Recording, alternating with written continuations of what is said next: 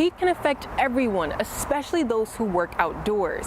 I was able to walk around the zoo to see the animals, and they have the option to lay in the sun, find some shade, or go into an air-conditioned space, just like us humans. Meet Marco and Pika.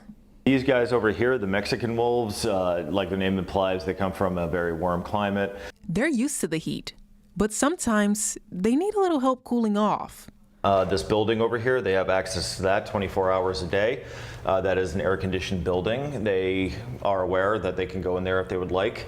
Staff members like JT Warner give some cold treats to nibble on. We'll take some of their diet and freeze it in some ice, so they have to lick it like a popsicle to get it out. Or they place sprinklers in their habitat. They may not go under it, but the water mist in the air will definitely help cool it down a little bit. The Mexican wolves are similar to bison. That's Clara, that's the mom.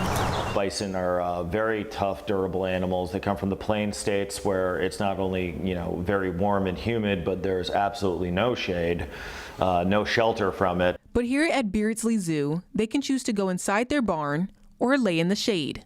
But you'll frequently just find them sitting in the sand patch in the front of the yard, just rolling around, keep the flies off. Some animals, like otters, can go for a swim at any time. The zoo says some of its animals aren't built for the heat and will avoid going outside during the day until it's cooler. The red pandas come from a very cool climate, and they don't shed their outer coat like a lot of other animals do, so they're constantly wearing a winter parka.